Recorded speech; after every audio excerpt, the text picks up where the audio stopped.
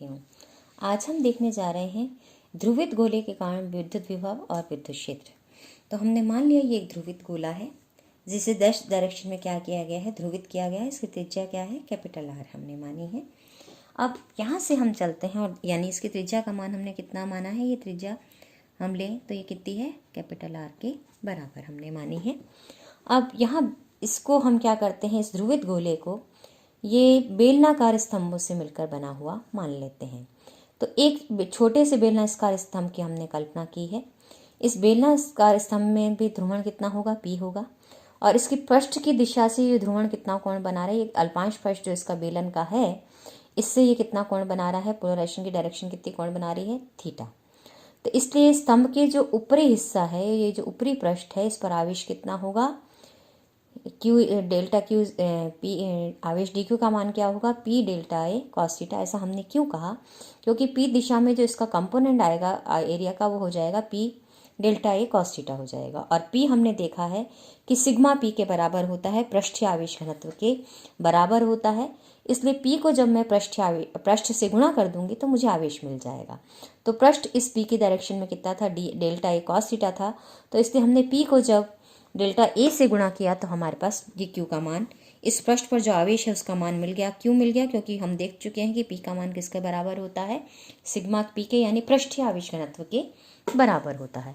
तो उस डेफिनेशन के आधार पर, उस डेरिवेशन के आधार पर हमने मान निकाल लिया कि ऊपर के पृष्ठ पर आवेश कितना होगा, P delta A cos theta होगा। और इसी प्रकार नीचे के पृष्ठ पे कितना आवेश होगा, पी माइनस का पी, यानी ऊपर का धन आवेश है तो नीचे का ऋण आवेश है, यानी कि minus P delta A cos theta नीचे के पृष्ठ पर आवेश आएगा। क्योंकि पोलराइजेशन इस तरह से होता है कि एक प्लेट पॉजिटिव, एक पृष्ठ पर पॉजिटिव आवेश आता है तो दूसरे पृष्ठ पर क्या आता है, नेगेटिव आवेश आता है।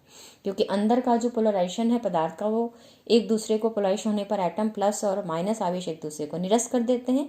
इसलिए आवेश कहाँ बचता है, केवल पृष्ठ पर बचता है। इसलिए यहाँ पर पृष्ठीय आवेश को लिया गया है। तो इस तरह से हम ये पूरे, चूंकि इस पूरे गोले को हमने छोटे छोटे स्तंभों से मिलकर बांधा है, तो अगर मैं इन स्तंभों को देखूं तो ये जो उत्तरी गोलार्ध है उस पर कौन सा आवेश हो जाएगा, धनावेश। और जो नीचे वाला दक्षिणी गोलार्ध है उस पर क्या आवेश आ जाएगा, ऋण आवेश आ जाएगा।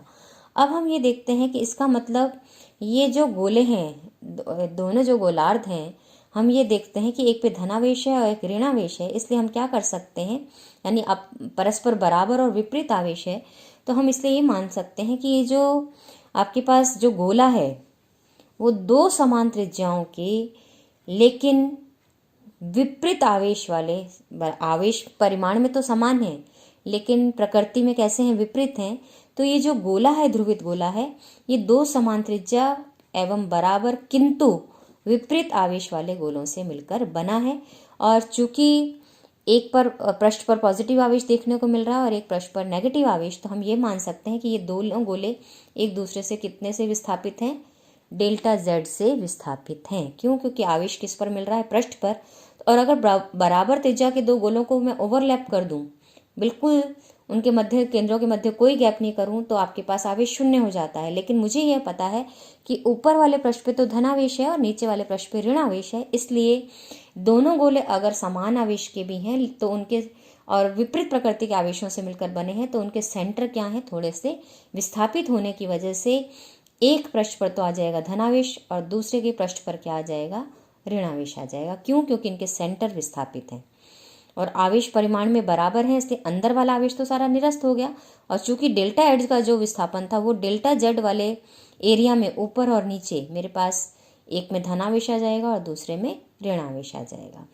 तो इस प्रकार से हम ये कह सकते हैं कि ये जो ऊपर वाली जो धनावेशित जो परत है उसका पृष्ठीय आवेश घनत्व कितना होगा, सिग्मा पी, यानी पी के बराबर होना चाहिए। और चूंकि हम एंगल यहाँ मानते हुए चल रहे हैं थीटा, तो इसलिए पृष्ठीय आवेश धनावेश परत का कितना हो जाएगा, पी कॉस थीटा, और नीचे वाली परत का कितना हो जाएगा, माइनस पी कॉस थीटा के बराबर हो जाएगा। और गोले का आयतनिक आवेश घनत्व क्या होगा, क्योंकि ये सिग्मा पी है तो इसलिए जो मोटाई है इस परत की जिस पर की आवेश आया है गोले की, तो उस गोले की जो परत की मोटाई जिस पर आवेश है उसकी मोटाई डेल्टा जेड है, तो उससे मैं डिवाइड कर दूंगी तो मुझे आयतनिक आवेश घनत्व मिल जाएगा पी अपॉन डेल्टा जेड। इसलिए गोले के ऊपरी हिस्से पर कुल आवेश कितना हो जाएगा, क्योंकि गोले का जो आयतन है वो कितना है, 4/3 पाई r क्यूब है, इसलिए इस आवेश घनत्व से अगर मैं आयतन को गुणा कर दूंगी तो मुझे आवेश मिल जाएगा। तो गोले के ऊपरी हिस्से पर आवेश कितना हुआ 4/3 pi r q p upon delta z, और नीचे वाले हिस्से पे आवेश कितना हुआ 4/3 pi r q p upon delta z minus का, यानी ऊपर पॉजिटिव आवेश, जैसा मैंने यहाँ दिखाया ये पॉजिटिव और ये नेगेटिव आवेश। तो यहाँ पर हम दिखा रहे हैं कि ऊपरी वाले जो सिरा है उस पर मेरे पास कौन सा आवेश आ रहा है धन आवेश, और नीचे वाले पे कौन सा आ रहा है ऋण आवेश आ रहा है। और इस प्रकार से मैं क्या कर सकती हूँ, एक ध्रुवित गोले को, अब यहाँ अगर मैं देखूँ तो इसका मतलब ये ध्रुवित गोला जो है किसकी तरह व्यवहार कर रहा है, एक डाइपोल की तरह व्यवहार कर रहा है, जिसमें दो आवेश परस्पर बराबर हैं, लेकिन प्रकृति उनकी कैसी है विपरीत है, और वो एक स्मॉल दूरी डेल्टा जेड से प्रतिस्थापित है। तो इसलिए जब द्विध्रुव मुझे का अब मेरे आवेश कितना है प्रत्येक उस गोले पर वो मुझे मिल चुका है, तो आवेश के आधार पर मैं और उनके मध्य दूरी भी मुझे पता है, इसलिए मैं द्विध्रुव आघूर्ण का मान निकाल सकती हूँ, क्योंकि द्विध्रुव आघूर्ण कितना होता है Q इंटू डी। अब मुझे ये पता चल चुका है कि ये जो ध्रुवित गोला है वो किसकी तरह व्यवहार करता है, एक द्विध्रुव की तरह व्यवहार करता है। और अगर मुझे ये पता है कि एक ध्रुवित गोला द्विध्रुव की तरह व्यवहार करता है, तो उसके कारण अब किसी भी बिंदु पर मैं विद्युत विभव भी निकाल सकती हूँ और विद्युत क्षेत्र भी निकाल सकती हूँ। क्यों? क्योंकि मैं द्विध्रुव के लिए पूर्व में ही निकाल चुकी हूँ सूत्र कि द्विध्रुव अगर मेरे पास कहीं स्थित है तो उसके कारण किसी बिंदु पर आवेश कितना, विद्युत क्षेत्र कितना होगा और विद्युत विभव का मान कितना होगा, तो वही फॉर्मूले मैं यूज कर सकती हूँ। तो यहाँ पर जो डाइपोल मोमेंट है इस ध्रुवित गोले का वो कितना मिल गया मुझे 4/3 pi are cube into P के बराबर। क्यों? क्योंकि आवेश मेरे पास था, निकाल लिया है मैंने, और उस आवेश को इनके मध्य जो दूरी है उससे मैंने गुणा कर दिया है। अब यहाँ पर इस ध्रुवित गोले के कारण अब हम क्या करते हैं, इसके बाहर स्थित बिंदु पर, बाहर स्थित बिंदु यानी इस गोले की त्रिज्या r है, इससे कहीं बाहर स्थित बिंदु P यहाँ हम मान सकते हैं, तो उस दूरी पर हम निकालना चाहते हैं कि उस बिंदु P पर क्या मान होगा विद्युत विभव का और विद्युत क्षेत्र का। यानी इसके लिए हम कह सकते हैं कि जो बिंदु की दूरी r है वो गोले की त्रिज्या से बहुत अधिक है। तो विद्युत विभव हम जानते हैं किसी द्विध्रुव के कारण r दूरी पर स्थित बिंदु पर विद्युत विभव कितना होता है kp cos theta upon r square होता है। p का मान मैं निकाल चुकी हूँ ध्रुवित गोले के लिए, वो मैंने यहाँ रख दिया। तो मुझे पोटेंशियल कितना मिलता है बाहर स्थित बिंदु के लिए r cube p cos theta upon 3 epsilon 0 r square के बराबर। अब हम देखते हैं विद्युत क्षेत्र की तीव्रता कैसे निकालें। तो चूंकि ये गोला है इसलिए मैं किसका यूज करूंगी, गोलीय ध्रुवीय निर्देशांकों का यूज करूंगी। तो मुझे दो घटक मिलेंगे, एक तो त्रिज्यीय घटक मिलेगा और दूसरा एंगुलर द्विअंशीय कंपोनेंट एजिमुथल कंपोनेंट मिलेगा, द्विअंशीय घटक मिलेगा। तो रेडियल कंपोनेंट का मान क्या होगा minus del v del r. तो v का मान मैंने यहाँ रख दिया और इसका डिफरेंशियल किया किसके साथ, r के साथ। तो ये r cube upon 3 epsilon 0 p upon r square, ये सब क्या है कांस्टेंट है, सॉरी ये cos theta r cube p cos theta upon 3 epsilon 0 constant है, और ये 1 अपॉन जो r स्क्वायर है स्मॉल का, इसका चूंकि रेडियल कंपोनेंट निकाल रही हूँ इसलिए इसका r के साथ क्या करूँगी डिफरेंशियल करूँगी, तो ये बन जाएगा 1 अपॉन r स्क्वायर का डिफरेंशियल करेंगे तो ये बन जाएगा -2 अपॉन r क्यूब। इसलिए जो रेडियल कंपोनेंट है वो मुझे मिलेगा 2 upon 3 epsilon 0 r cube p cos theta upon r cube. अब मैं इसका एजिमुथल एंगुलर द्विअंशीय घटक निकालती हूँ, तो थीटा के साथ करूँगी। तो जब मैं इसका थीटा के साथ करने जा रही हूँ डिफरेंशियल, तो r cube p upon 3 epsilon 0 r square constant है, सिर्फ कॉस थीटा का डिफरेंशियल होगा, और कॉस थीटा का डिफरेंशियल क्या आएगा माइनस का साइन थीटा और माइनस माइनस प्लस होगा। इसी तरह यहाँ भी माइनस माइनस प्लस हुआ था। तो थीटा कंपोनेंट मुझे क्या मिल गया r cube p sine theta upon 3 epsilon 0 r square. अब कुल तीव्रता निकालने के लिए क्या करूँगी, इन दोनों का वर्ग करूँगी और जोड़ दूंगी और पावर हाफ निकाल लूँगी। तो इन दोनों का वर्ग किया और वर्ग करने पर ये r और फिर पावर हाफ की, तो r 1/3 epsilon 0 r cube p upon r cube common हो गया। यहाँ से बचा मेरे पास 2 का स्क्वायर किया तो 4 कॉस स्क्वायर थीटा, और यहाँ बच जाएगा sine square theta power half. तो cos square plus sine square theta 1 होता है, इसलिए एक कॉस थीटा तो इधर चला गया 1 में और बच गया 3 कॉस स्क्वायर थीटा। तो मेरे पास जो कुल विद्युत क्षेत्र की तीव्रता का मान आया वो मान कितना हो गया 1/3 epsilon 0 r cube p upon small r cube 1 + 3 cos square theta की पावर हाफ। तो ये फॉर्मूला मुझे मिल गया किसी ध्रुवित गोले के बाहर स्थित बिंदु पर ध्रुवित गोले के कारण कितना विद्युत क्षेत्र होगा और कितना विद्युत विभव होगा वो मुझे यहाँ मिल चुका है। अब हम इसके विद्युत क्षेत्र को एक सदिश के रूप में दिखाना चाहेंगे, तो हम इसके आर कैप और थीटा कैप से इसको हम दिखा सकते हैं कि जो ई आउटसाइड, यहाँ मैंने दिखा दिया कि ध्रुवित गोले आउटसाइड के लिए हम काम कर रहे हैं, तो रेडियल कंपोनेंट आर कैप दिशा में, एंगुलर कंपोनेंट थीटा कैप दिशा में, और दोनों के मान मुझे ज्ञात थे, वो मैंने जोड़ दिए, तो मुझे विद्युत क्षेत्र की तीव्रता भी मिल गई वेक्टर फॉर्म में। अब हम कहते हैं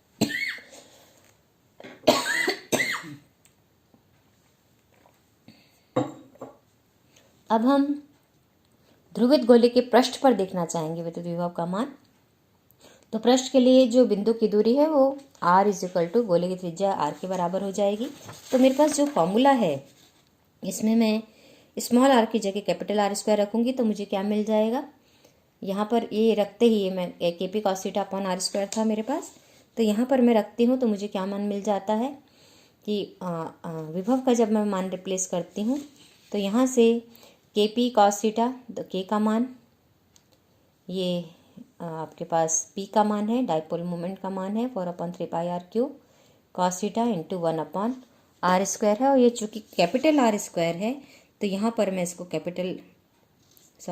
ये स्मॉल r, यहाँ पर मैंने क्या किया है, इसको कैपिटल R² से रिप्लेस किया। यहाँ पर ये जो स्मॉल r² था इसको मैंने कैपिटल R² से रिप्लेस किया, तो ये बन जाएगा rp cos θ अपॉन 3ε0। अब चूँकि p cos θ z component, r cos θ क्या कंपोनेंट है, z के बराबर है, क्योंकि यहाँ पर हमने ये अगर मैं देखूँ तो ये r है, तो यहाँ से ये एंगल कितना बन, ये है r, ये एंगल कितना बन रहा है थीटा, तो r cos θ कौन सा कंपोनेंट हो जाएगा, ये z कंपोनेंट आ जाएगा, इसलिए हमने r cos θ को z से रिप्लेस किया। तो Vs का मान कितना हो गया, Pz अपॉन 3ε0 गोले के पृष्ठ पर। अब हम देखते हैं कि विद्युत क्षेत्र का मान, तो रेडियल कंपोनेंट, तो स्मॉल r³ था नीचे, इसको मैंने कैपिटल R³ से रिप्लेस कर दिया है, तो r³ से r³ कट जाता है, तो रेडियल कंपोनेंट कितना आ जाता है 2/3ε0 P cos θ। अब एंगुलर कंपोनेंट में भी हमने काम यही किया, तो मुझे क्या मिल जाता है 1/3ε0 P sin θ, क्योंकि इन सब के फॉर्मूले में पहले देख चुकी हूँ। r > r के लिए सिर्फ क्या कर रही हूँ, r = r से रिप्लेस कर रही हूँ। तो ये रखते ही मेरे पास जो मान आ जाएगा घटक का, जो सरफेस पे ES का मतलब जो सरफेस पे विद्युत क्षेत्र का मान है वो कितना हो जाएगा, P/3ε0 1 + 3 cos² θ की पावर हाफ। क्यों, क्योंकि यहाँ पर जो मेरे पास विद्युत क्षेत्र का पहले फॉर्मूला था उसमें कैपिटल स्मॉल r³ था नीचे, तो इसको कैपिटल R³ से रिप्लेस करते ही ये दोनों कट जाते हैं, तो मान मेरे पास क्या आ जाता है P/3ε0 1 + 3 cos² θ की पावर हाफ। अब ध्रुवित गोले के अंदर में देखूं तो जो बिंदु की दूरी है वो गोले की त्रिज्या से कम होगी, यानी r r होगा। तो विद्युत विभव जो कि हम देख रहे हैं, गोले के अंदर आवेश नहीं है, सिर्फ कहाँ है, पृष्ठ पर है, और गोले के अंदर आवेश 0 है, इसलिए मैं उसके अंदर कौन सा समीकरण लगा सकती हूँ, लाप्लास समीकरण लगा सकती हूँ। और जब मैं लाप्लास समीकरण लगाती हूँ तो मुझे क्या मिलता है, del(v) = 0, और इसका मैं समाकलन करती हूँ एक बार, तो क्या मिलता है, del(v) del(z) = कांस्टेंट, और ये del(v) del(z) का एक बार और समाकलन करते हैं तो क्या मिल जाता है, v = cz। अब इस कांस्टेंट का मान निकालने के लिए हम देखते हैं कि पृष्ठ पर मान कितना है, Pz/3ε0 है, तो अंदर चूंकि आवेश नहीं है इसलिए इससे विद्युत विभव का मान इससे अधिक नहीं हो सकता है, इसलिए c का मान पुनः क्या रखा जाता है, P/3ε0 रखा जाता है, इसलिए अंदर भी विद्युत विभव का मान मुझे कितना मिलता है, Pz/3ε0। तो जितना पृष्ठ पर विभव है उतना ही किस पर है, गोले के अंदर भी है। और विद्युत क्षेत्र की अगर मैं बात करूं तो उसका x कंपोनेंट और y कंपोनेंट क्या है, 0 है, सिर्फ z कंपोनेंट मुझे मिलेगा। तो जो v इन का मान है, ये जो मुझे v इन का मान मिला है उसका मैं क्या करती हूँ, z के साथ डिफरेंशियल करती हूँ, तो विद्युत क्षेत्र मुझे क्या मिल जाता है, -P/3ε0। तो इस तरह से मैंने गोले के सभी उस पर मैंने किसका मान निकाल लिया है, विद्युत क्षेत्र भी निकाल लिया है और विद्युत विभव भी निकाल लिया है। तो यहाँ पर दिखाया गया है कि जो इनसाइड विद्युत क्षेत्र है उसका मान कितना है, -P/3ε0 के बराबर है, और बाहर ये क्या होता है, गोले के पृष्ठ पर भी ये इतना ही मान है विद्युत क्षेत्र का, और जो गोले के बाहर है वो मान धीरे धीरे क्या हो जाता है, कम होता जाता है दूरी बढ़ने के साथ। तो ये है आपके पास दूरी बढ़ने के साथ विद्युत क्षेत्र में क्या आती जाती है, कमी। तो ये विद्युत क्षेत्र दिखाया गया है किसके लिए, किसी ध्रुवित गोले के लिए, अंदर और बाहर। अब हम चलते हैं और देखते हैं इसके द्वारा एक काम और किया गया कि गोले के उत्तरी ध्रुव पर, जो हमने गोला माना था ध्रुवित गोला, उस गोले के उत्तरी ध्रुव पर, यहाँ पर यानी इस ध्रुव पर, उत्तरी ध्रुव नॉर्थ पोल पे, तो नॉर्थ पोल पे हमने क्या माना कि इसका मतलब आपके पास जो उत्तरी ध्रुव की मैं बात कर रही हूँ, तो उत्तरी ध्रुव पर क्या माना गया कि थीटा का मान भी क्या होगा, 0 हो जाएगा, क्योंकि थीटा का मापन यहाँ से किया जा रहा है जेड से, तो थीटा का मान क्या हो जाएगा, 0 हो जाएगा। और आर का मान, क्योंकि ध्रुव पे जा रही हूँ यानी इस बिंदु पे मैं जा रही हूँ, तो थीटा 0 है। और क्योंकि थीटा का मापन कहाँ से कर रहे हैं हम, जेड एक्स से कर रहे हैं, तो थीटा 0 हो जाएगा। और ये दूरी ध्रुव पर कितनी हो जाएगी, गोले की त्रिज्या के बराबर, यानी small r is equal to r और थीटा इज इक्वल टू 0। और ये किस दिशा में है, जेड दिशा की मैं बात कर रही हूँ। तो जो विद्युत क्षेत्र का मान होगा वो क्या हो जाएगा, 1/3 r cube pi, small r को भी हमने किससे रिप्लेस कर दिया है, कैपिटल आर से, और थीटा की जगह 0 रख दिया है, तो ये मिल जाता है P/3 1 + 3 की पावर हाफ, यानी ये माना जाता है उत्तरी गोलार्ध पर 2P/3 के बराबर। जबकि जो आपके पास मान मेरे पास जो इनसाइड आ रहा था वो कितना आ रहा था, P/3 तो उत्तरी ध्रुव पर जो मान है वो गोले के अंदर जो विद्युत क्षेत्र है उसका दुगना है। गोले के उत्तरी ध्रुव पर जो विद्युत क्षेत्र का मान है, ये NHZ क्यों दिखाया है कि नॉर्थ हेमिस्फीयर, N का मतलब नॉर्थ, H का मतलब हेमिस्फीयर, कौन सी डायरेक्शन में, Z डायरेक्शन में। तो नॉर्थ हेमिस्फीयर पर जो विद्युत क्षेत्र का मान है वो गोले के अंदर जो विद्युत क्षेत्र का कंपोनेंट है Z दिशा में, उसका क्या होता है, दुगना होता है। तो इस प्रकार से हम ध्रुवित गोले को हमने पहले देखा कि हम इसका निरूपण किस प्रकार से कर सकते हैं, एक पॉइंट चार्ज के रूप में कर सकते हैं, द्विध्रुव के रूप में कर सकते हैं, चतुर्ध्रुव के रूप में कर सकते हैं। तो हमने पाया कि हम ध्रुवित गोले को एक डाइपोल के रूप में दर्शा सकते हैं।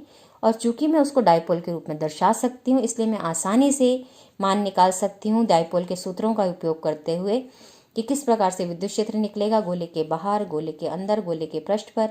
इसी तरह गोले के बाहर, गोले के अंदर, गोले के पृष्ठ पर हम किस प्रकार से विद्युत विभव का मान निकालते हैं और विद्युत क्षेत्र का मान निकालते हैं, वो दोनों ही काम हमने किए। धन्यवाद।